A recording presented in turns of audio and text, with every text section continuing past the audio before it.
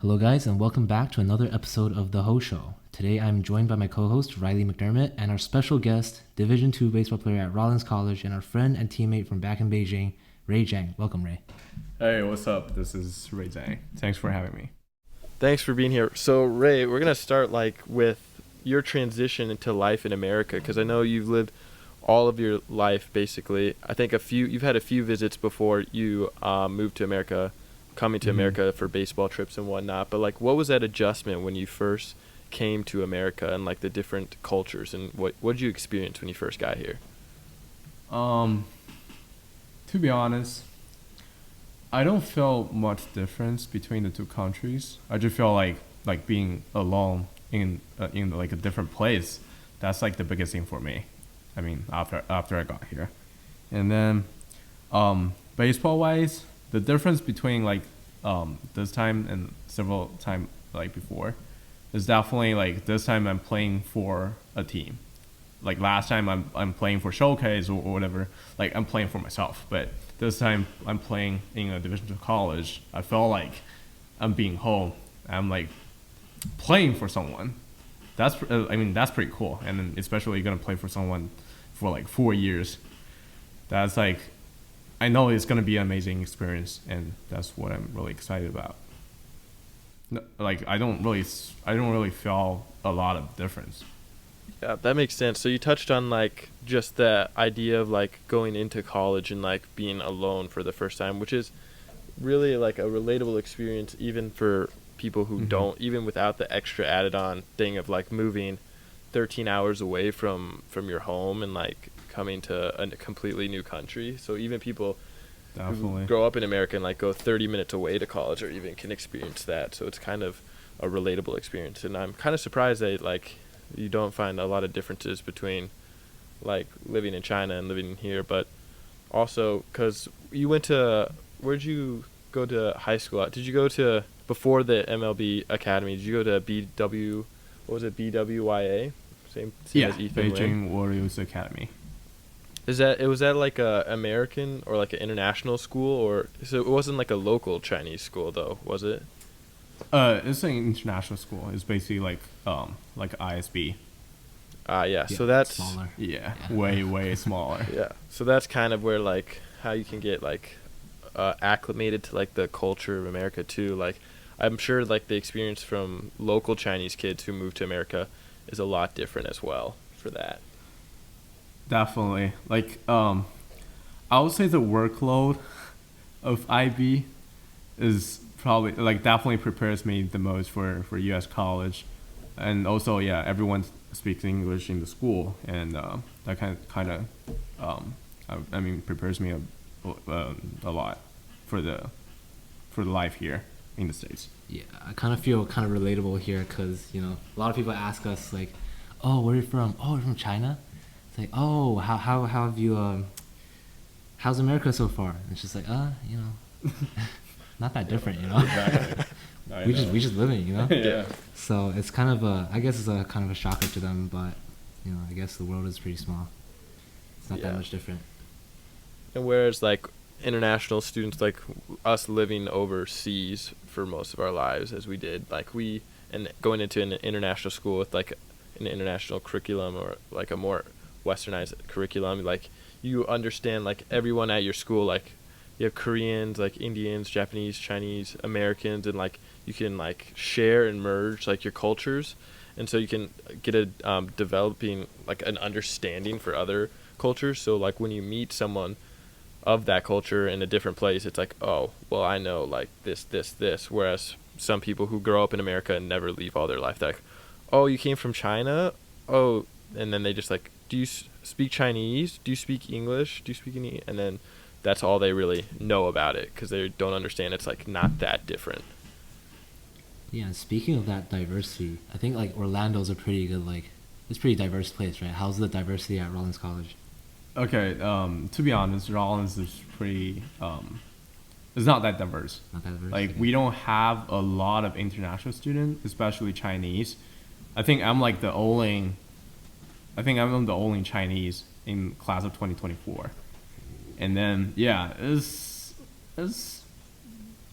not a bad thing, but yeah, like I said, it's not really diverse at all in Rollins, and we have a lot of Hispanics. I mean, yeah, Florida, you know, is a big state of like diversity, but Rollins is not. Yeah. So like not that much international diversity, but more of like more Hispanics and like none like people of color rather Yeah. than international. Right, students. right. Okay. That's true. That's true. I see. You'll see that too with typically with people like more Asians will you typically go to the coast as well for college if they're coming overseas.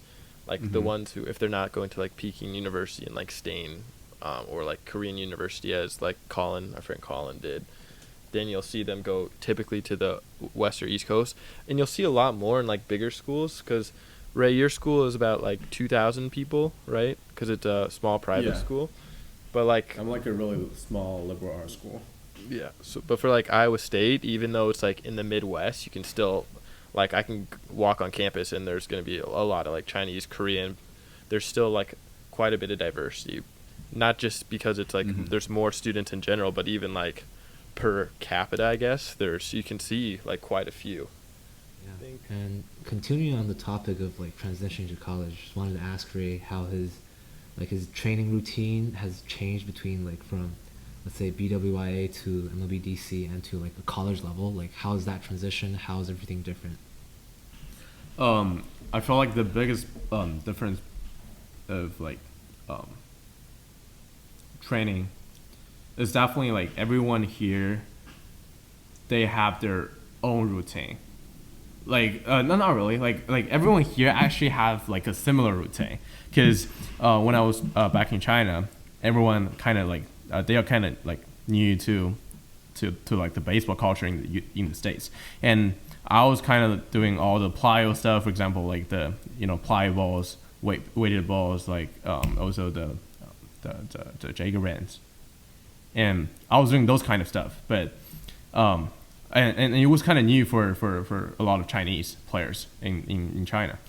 But here, after I got here, I realized like everyone is doing weighted ball, everyone is doing the bands, and it's not a strange thing for me anymore. So everyone is doing the same routine, everyone like the team practice, and like I said, MLB China is kind of like a U.S.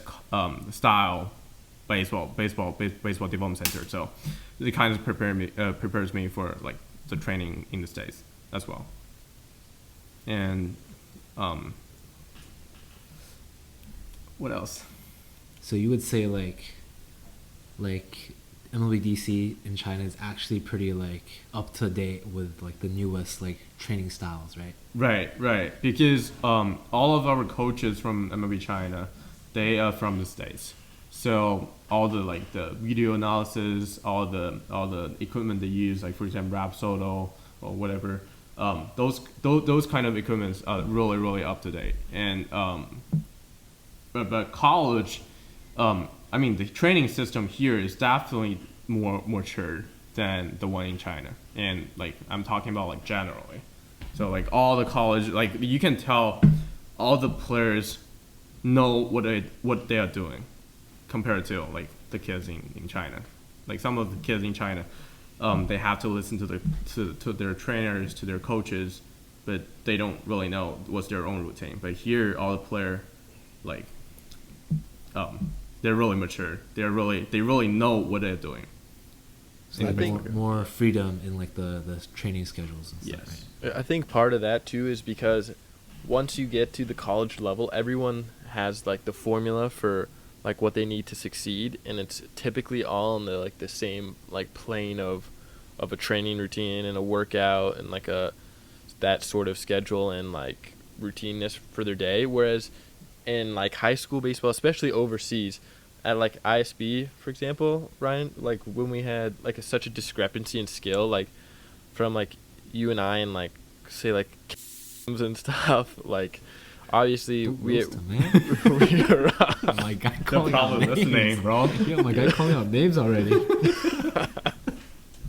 obviously like we were on a different training regimen than them or a different like practice style, and we had more experience and stuff. But then once you, because once you get to college, you cut out like 85-90% of all those people who played before, because it's a much higher level, and then you have the smaller, more elite group, and then that continues to go like D3, D2, D1, and then up to like MLB. It keeps cutting and cutting until you get left in the majors with the best of the best, and then even from there, only the majority of them, their careers aren't that long lasting, such as players like Mike Trout and Kershaw and stuff, where those are like the top 1%.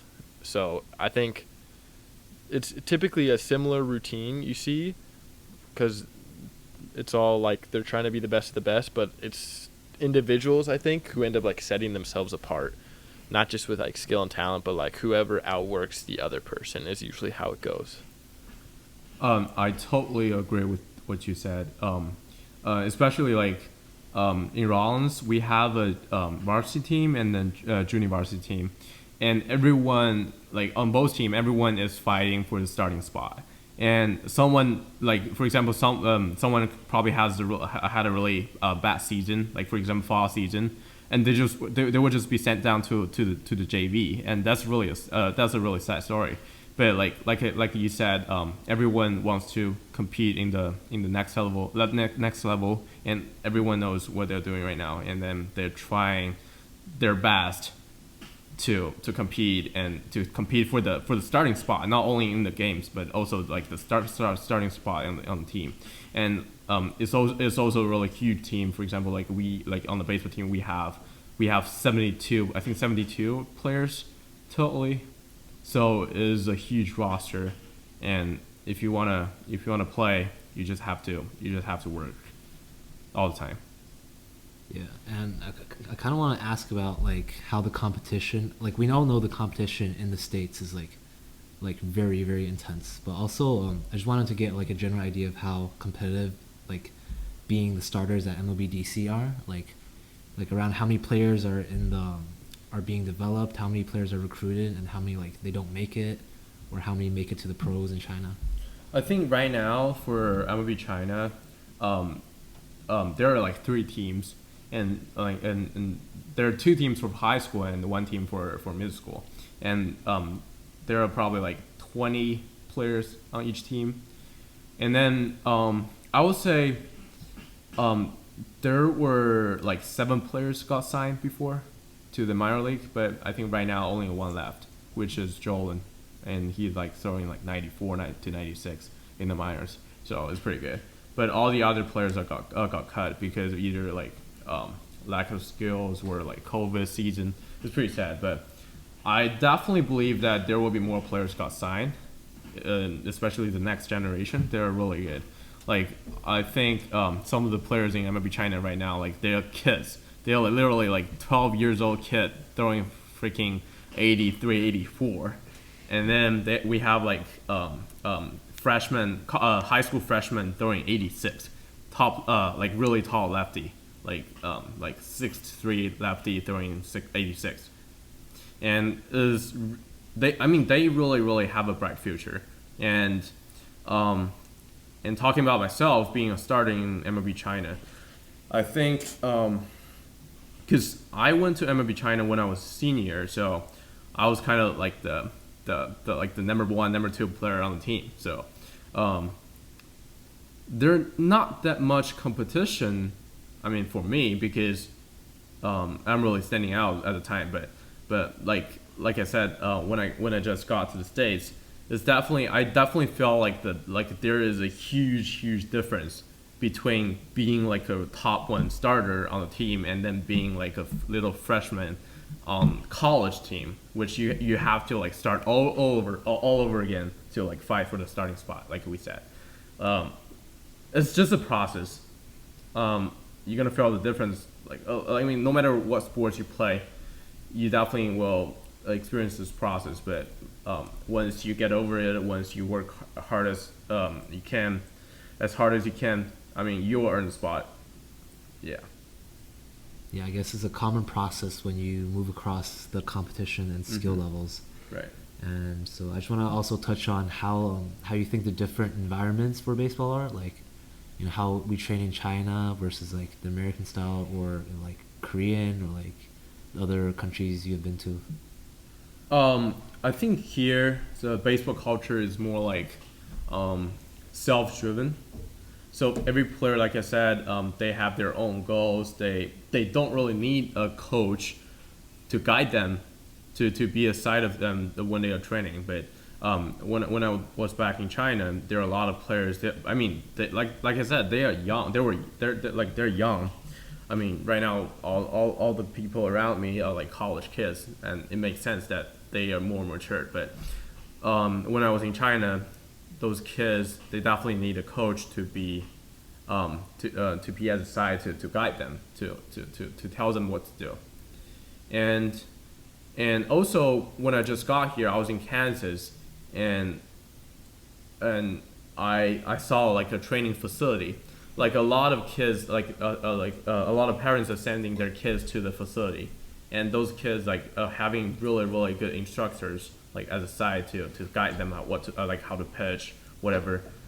But like the sports culture in China, I would say is really corrupted, because we have like a, like a sports government. Yeah. That TU thing. Yes. So, like a lot of kids are like being sent to that place, and they just drop their study, they drop their academic. So that thing is not that like, in my opinion, is really corrupted. Like I believe that there is a balance point between academic and baseball. Yeah. So definitely don't drop study. Like in China, if you're a kid and you want to play professional baseball, that means you have to drop out from school, and that's something I don't like. But here, the culture is more like the baseball is around your family, is around school, is about being student athlete. I mean, yeah, it's really mature. Yeah. Also, for context, I want to explain like how the generally Chinese like other pro sports work, because like we usually have like 体校, which is like specialized sports high schools where you pretty much like you don't train, you don't study a lot. You study like 1 or 2 classes a day or something. Probably. And then you like train most of the day. I mean, it works for sports like gymnastics, like swimming and diving. Mm-hmm. Like we see a lot of Chinese Olympians there, and so I guess my question would be like, why don't you think like baseball would work that way, or like is it like the training style, or is it like what differentiates baseball from the other sports that China succeeds in with the same method? So you mean why like China baseball is not that good compared to other sports? Basically, yeah. Okay. To be honest, I feel like China.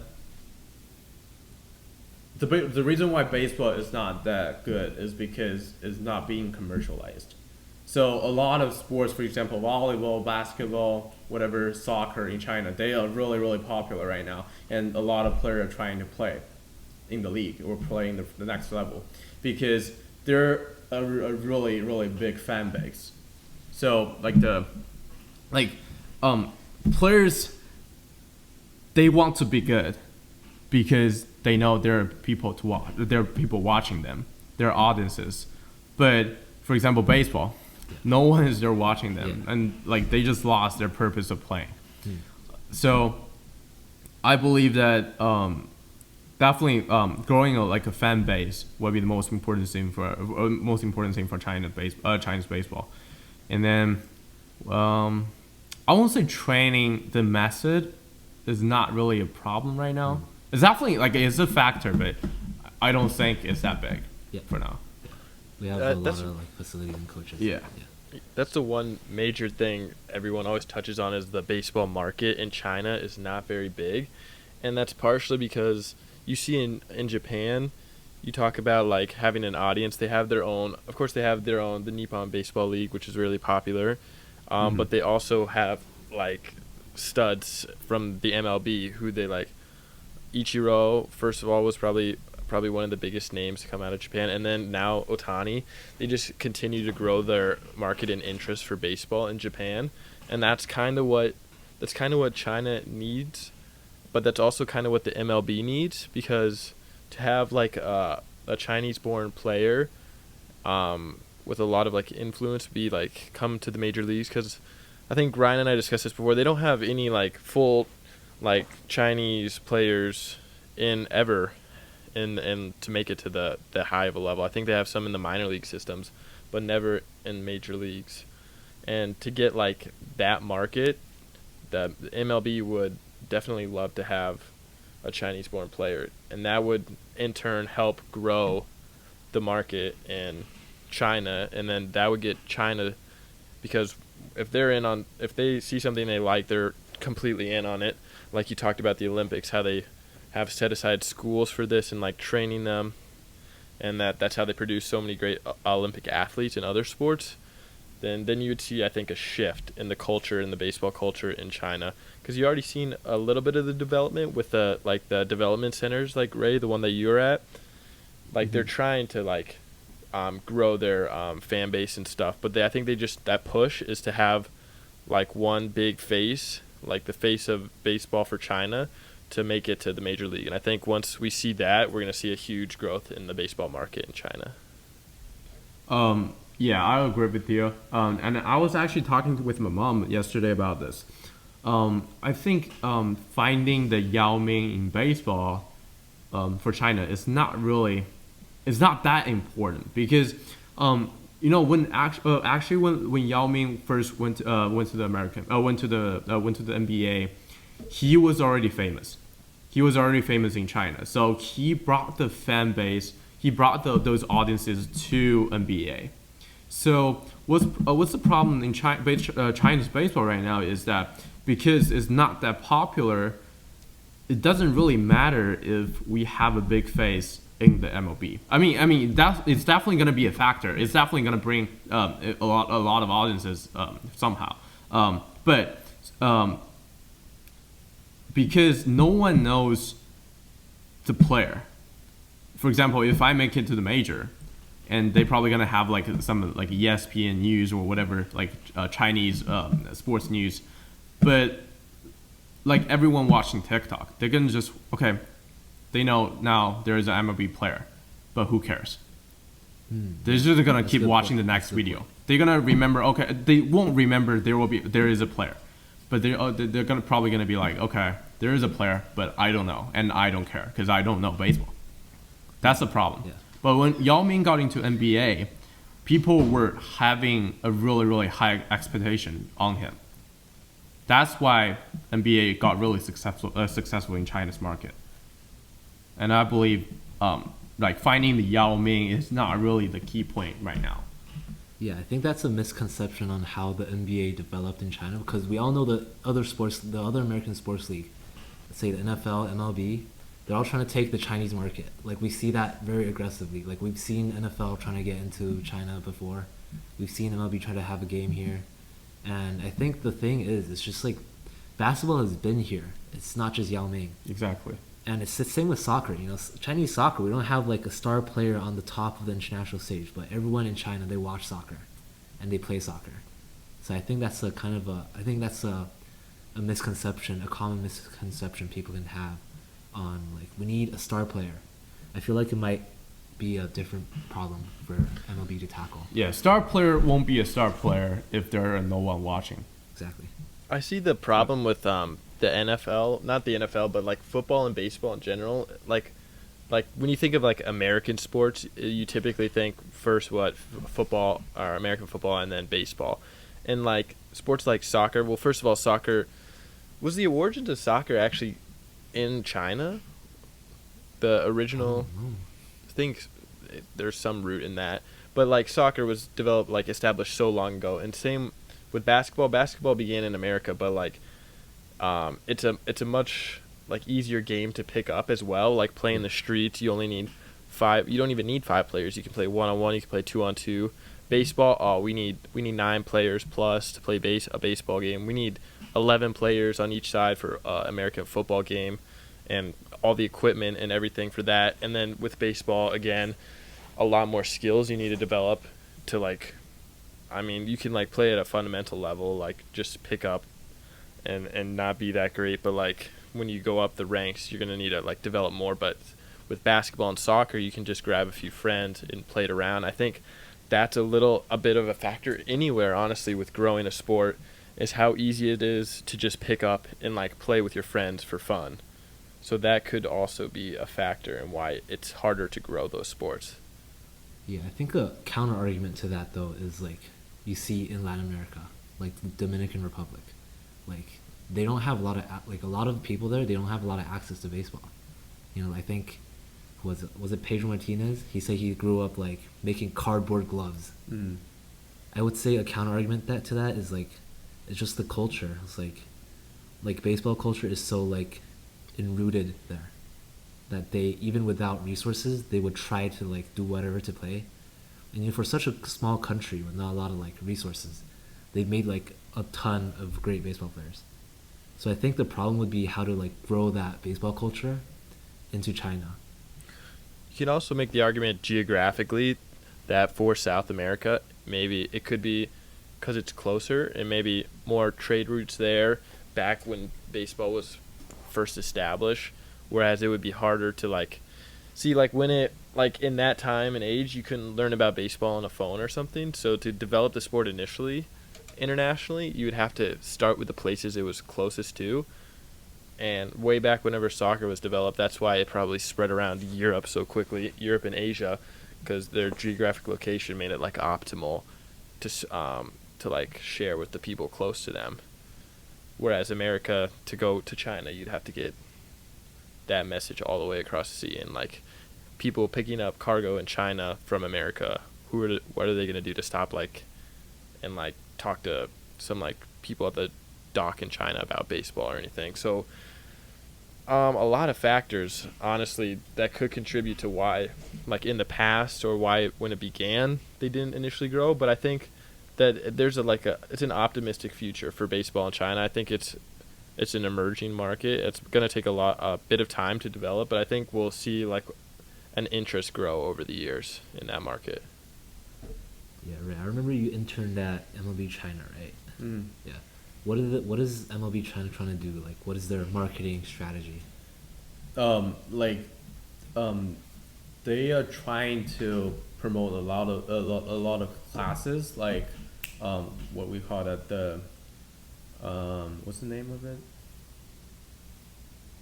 I forgot. Like probably like first swing or first pitch. Oh, first pitch. Yeah, they have like a lot of activities going on with like primary school. So they're trying to bring a lot of kids' attentions to baseball. They're trying to like grow the kids market in China, and they have the program called First Pitch. So basically, they are going to different primary schools or like middle school for free, and they have their own instructors teaching them like different like baseball related activities. Not really have to be like with a baseball glove. But like something, for example, the what's that a baseball called? The blitzball? Yeah, it's kind of like the wiffle ball. So they're trying to like teach the kid like the basic concept of baseball, like how to play, like what's the logic behind it, and that's like their strategy. And also they're posting a lot of like promotional videos. For example, like documentaries about like American baseball culture, like about different World Series team. I remember I helped translated one of the documentaries about the 2016 the Cubs and Indians. They were the World Series like documentary about it, and like I think this like the two like the strategies they're using. And also I saw them like they are competing with NFL every day. They're trying to see like the audiences, like the base, whatever the percentage, they're trying to compete with NFL, because those are like two like the small markets in China. And yeah, so basically they're starting young and they're like social media. That's right. Right. Speaking of social media, how is your baseball social media going? Bro, it's going great. I'm posting a lot of TikTok videos on Chinese TikTok, and there are not that many fans. It's like probably like 2,000 plus, but I'm just trying to promote my own like pitching, my own like I'm trying to market myself. Yeah. Cause Yao Ming, for example, Yao Ming plays in whatever CBA, whatever, like a Chinese league before he entered NBA. He got someone market for him, but I don't. I'm trying to play in the major league, and I'm trying to like market myself before I got into major league. So yeah, that's basically my platform. That's how athletes make money, marketing. Yep. And so, also speaking of like starting young, like how did you get into baseball in China? I think that's pretty rare. Like people who play baseball in China, that's like really rare. Yeah. I think it's really like getting into baseball is kind of natural for me because my primary school is, I think, is the very first school that brought baseball in to China. I think baseball first went to my school and then spread out to the entire China. So it's kind of like a traditional sport in my school, and I just started playing it when I was when I was in third grade, and I wasn't even interested in track and field, but I was like, nah, this is not for me. It's too boring. It's like running around track like all day long. Oh, fuck me. Yeah. there can be curse word in the podcast, right? Okay. Yeah. So yeah, I'm like, baseball is a team sport. That's pretty good. Yeah. Do you know how many people like from your primary school baseball team, like do any of them still play? No. No one. Why do you think only you continued? I think a lot of them they wish they could keep playing, but there are a lot of distractions along the way. There are a lot of other interested things, but I mean, to me, baseball is the only thing that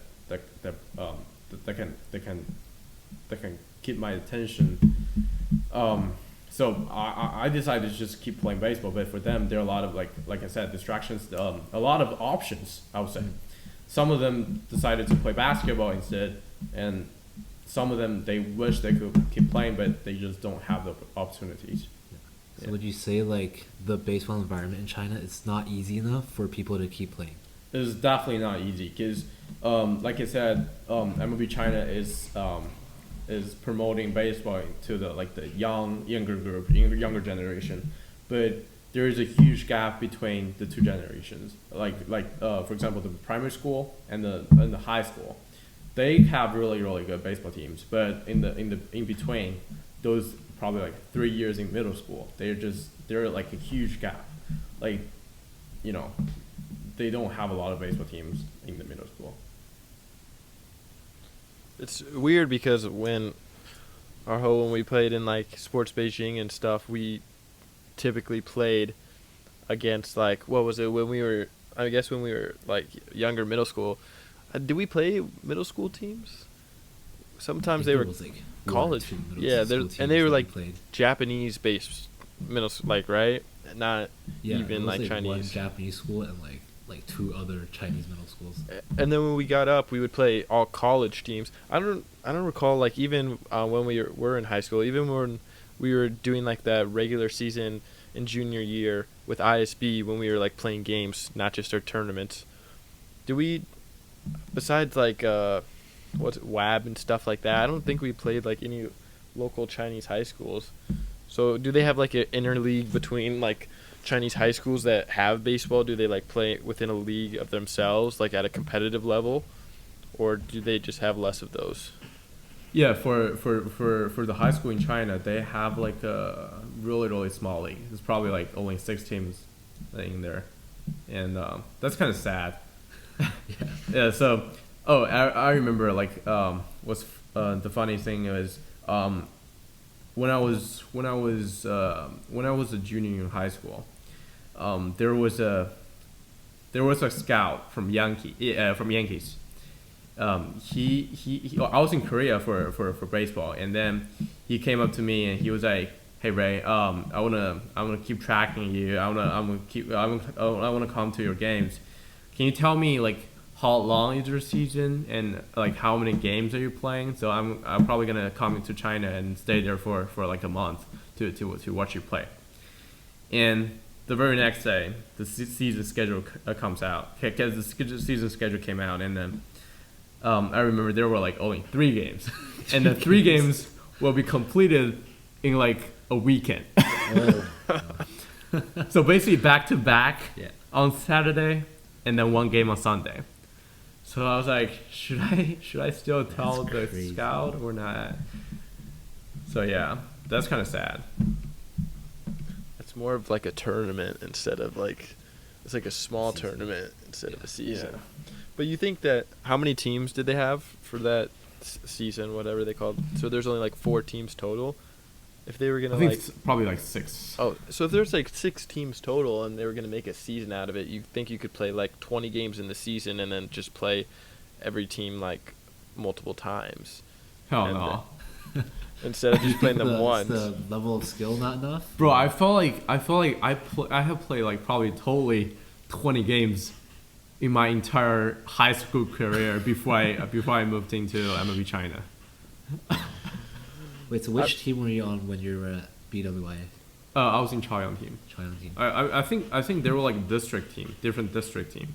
We don't have high school team. We just have district team. So for example, like different high schools in the district, they form a team and then they compete. I see. So were they even school, like, related to the school, or were they like club teams made up of high schoolers from the different schools? It's kind of like a club team. It's like a for example, we call it Winter Nightclub team, and then that team is like they have all the players from Chaoyang district, all the schools from Chaoyang district. They're gonna pick players from it, and then for example they have like whatever Shunyi district, like all the players from ISB, all the players from WAB, all the players from like they're gonna form a team like that. So we don't really represent our own school. So at the high school level, pretty much across, would you say this is the same phenomenon across China, or is it just like in big cities, or like, would you say there's more teams down in the south in like Guangdong? Because I know there's a lot more baseball going on there. I actually don't think so. I think they're the same. Around the same. Beijing has a lot of teams. So basically, in like the big cities, you have like district teams and Yeah. yeah. Okay. So pretty much for the high school level, it's like you don't have school teams, and then what about players trying to make it to the professional level? Like, what steps do you normally have to take to get it to pro? So basically, in China, if you want to get into pro team, right after middle school, you're gonna drop out from school, and then you go into the professional specialized sports school for baseball, and you just start your career from there for the entire life until you retire. So it's kind of So after sports school, do they just get signed into Chinese baseball league, or? So basically, if you're from Beijing, you can just only go to Beijing pro team, and like I said, it's a specialized sports school. It's like, for example, Beijing, I think they have only one specialized baseball school for Beijing, and each city they have only one. So once you committed to the school, you're gonna keep all the way up to the professional team. For example, Beijing, just to Beijing, and I think you cannot transfer to another team. I don't think so. So you can't get traded. I don't think so, because like I said, it's not commercialized. Right. Yeah. Wait, so is that would be the provincial team, or is it the Chinese baseball league team? The professional team. Professional team. Okay. So. And I think they tried to commercialize it. Yeah. But and also they signed some players from Taiwan. I remember that some of the pro team, they signed players that they actually signed the players. But I think the COVID season hit, and then the professional team got crushed again. So everything is get back to normal. Like get back to the stage before commercialized. Yeah, so moving on from growing baseball in China, let's move on to talking about you individually. So what are your next steps after college, to move up to D1 maybe, and obviously your final goal would be to make it to the MLB, but what is your plan moving forward? I definitely wish to have a really great season for the upcoming spring. I wish I can like pitch really well and get more scholarship, like athletic scholarship. And then I'm thinking about transferring, but it's not confirmed yet because I just want to do my best first. I mean, I would want to see what Rollins can offer you after like a great performance. And if Rollins cannot offer what I want after the season, I probably want to transfer to a D1 school or like a high-ranking D2 school. And yeah, like you said, my next level after college level is definitely getting into the minor league. But I think I want to do it step by step. So I would say my goal is to be the pitcher of the conference for next year. That's a good goal to have. So what do you have? I don't know if you like seen the competition so far because your season hasn't started, right? So you probably haven't seen like the other teams in the conference or what. But what are you like thinking the competition is going to look like? Bro, the competition, cause I think our conference is called the Sunshine Conference, and I think it's a really really competitive conference because we have Tampa, we have Southern Florida in the conference, so the competition is definitely gonna be really competitive. I think Tampa, they have some players throwing like a 95 to 100, so also like basically high ranking D2 school. And I think Rollins, like we played a lot of inter squad, like a scrimmage game.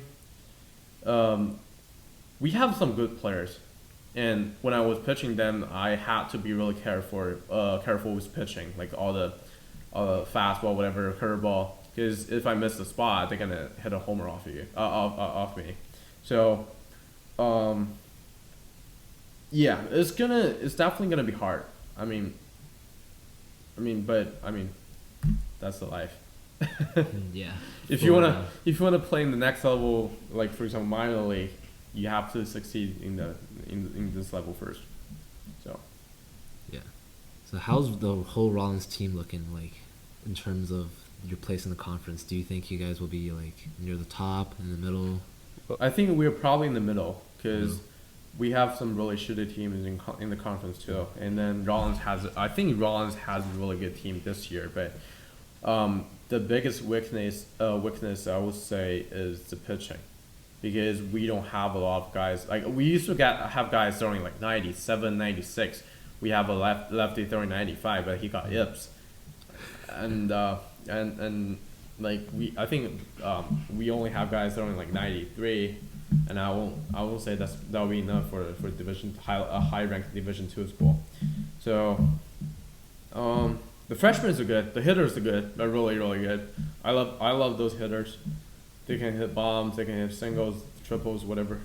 But yeah, I'm looking forward to the season. I don't really know what's gonna look like, but I'm looking forward to it. Yeah, I'm just looking at the standings for this conference. I've started at 2021. I'm currently at 2012.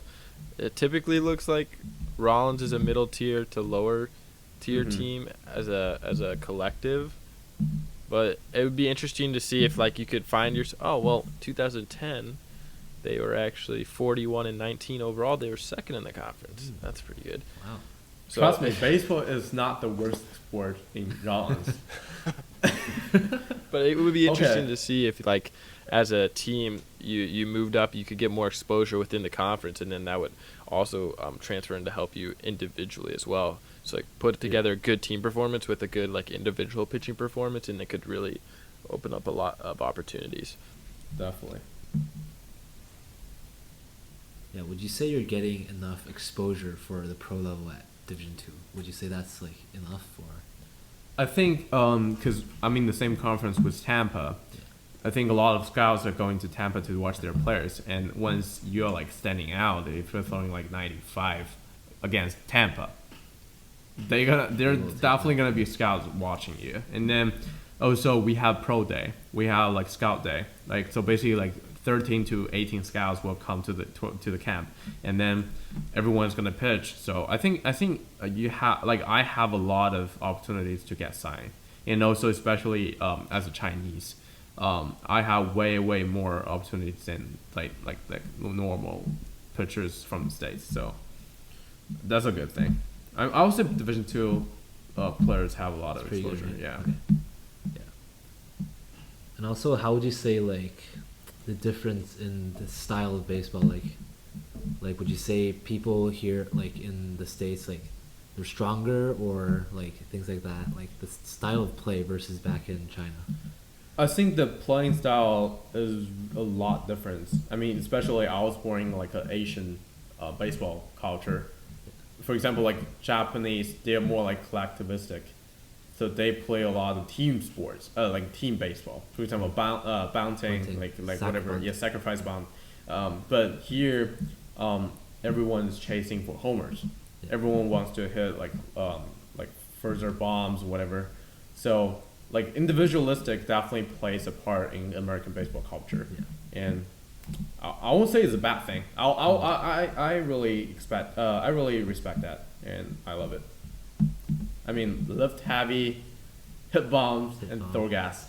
Let's Yes, go, sir. Eric Sim. Yes, sir.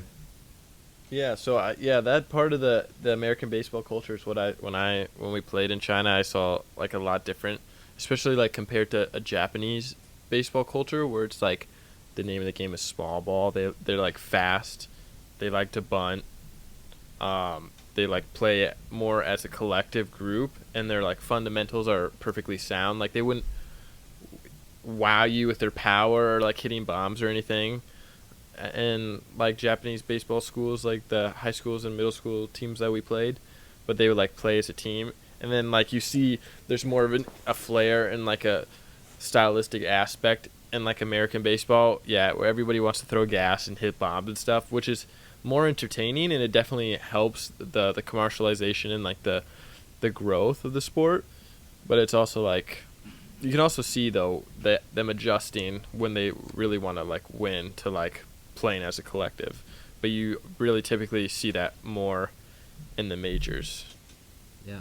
Well, thank you, Ray, for coming to the show, and it's pretty late right now. Yeah, we're gonna be following your baseball journey, and thanks for coming on the show. We'll probably do an update if your like path changes next year. We can do another one where you come back on. That would be interesting to see how the differences next year. That'd be awesome. Yeah. Well, thanks for coming on, and good luck to your season, Ray. Thanks.